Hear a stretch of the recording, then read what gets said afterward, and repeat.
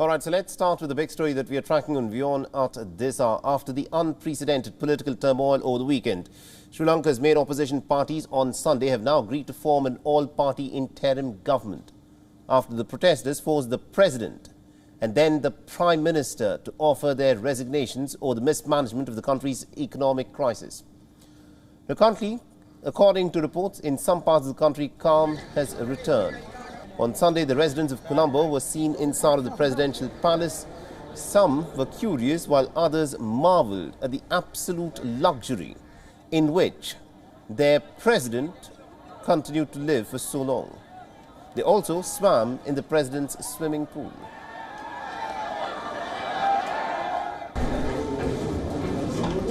And some of them also decided to work out in the private gym that was used by the president. And they slept on the four-poster bed just to get a sense of what it felt like when the president was sleeping there.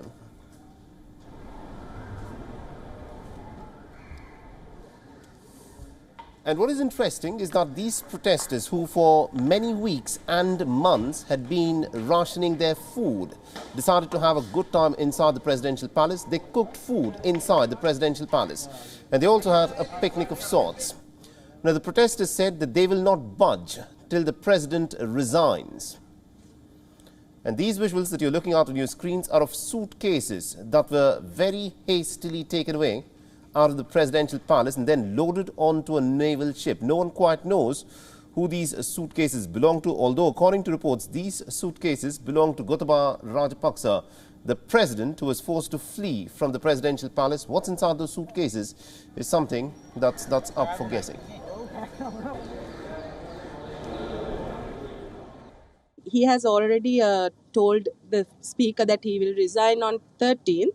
So we will be here till 13th or 14th to see whether he will resign or not. Because we are not we don't trust him anymore, because he has already broken our trust, our country's trust, and he has already sold our country. So we are not in the position to trust him or our Prime Minister at the moment. We can't trust them. Since independence, since 1948, we trust politicians and we lost everything that we have. So we are not going to trust them. We are stay here until they resign.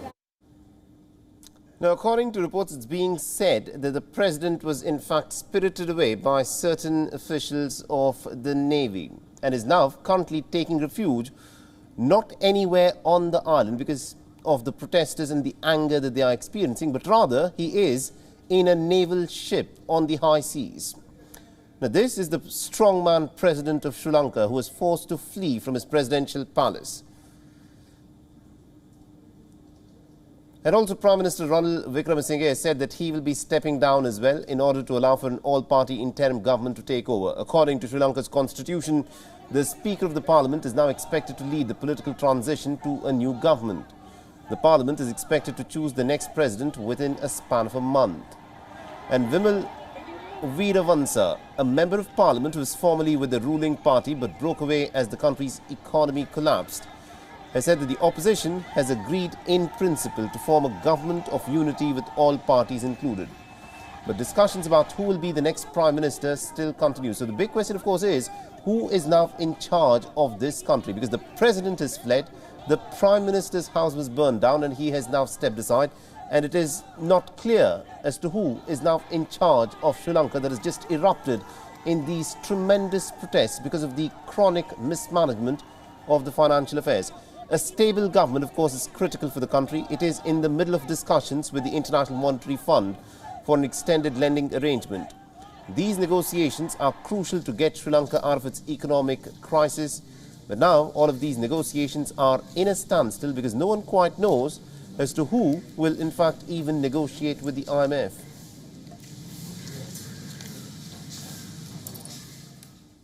And also India's Foreign Minister S. Jaishankar has described the situation in Colombo to be a very serious matter and has said that India's current focus is about helping the neighbor. Right now, they have to negotiate with the IMF. Those discussions are going on. So we have to see what happens. Clearly, many of the debts which they have, they will have to discuss with the lenders how to restructure them. But there is of course a bigger issue, which is really how do you manage your finances, and how do you have a prudent fiscal policy. So in many ways there are issues relating to the management of the economy, but at the moment our focus is really on helping them. And the political chaos in the country, remember, was triggered by the frustration over the worst economic crisis that the country has been mired in since the 1940s, since it got its independence. Now, the country is facing a severe shortage of foreign currency, and that has stalled the import of essential items such as fuel, food and other medicines.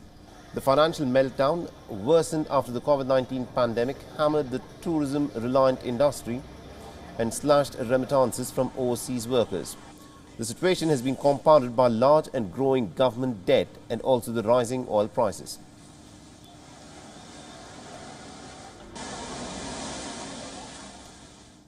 Now, we earlier spoke with Rohana Hettiarachchi. He is the Executive Director of the People Action for Free and Fair Elections in Sri Lanka.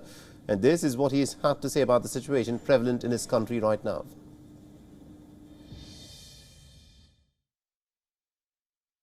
The President and the Prime Minister has given the signal through the Speaker of the Parliament that both of them are resigned. But we are waiting to get the President's letter of resignation. So we hope, as he promised, he will resign. Then the political parties who are representing in the Parliament, including the opposition leader, now that is their turn, and that is their responsibility to establish the national unity government. Especially the biggest issue here in the public's trust about the politicians, not only the ruling party, including the opposition party, all the parliamentarians, has to build the trust with the citizens of this country. So the biggest challenge for the opposition party and all the parliamentarians, how they are going to build that trust among the public with the new government. So we hope that they will establish national unity government rather than getting power on their hand party by party. But we have to have a national unity government, otherwise you can't run this country. WION is now available in your country. Download the app now and get all the news on the move.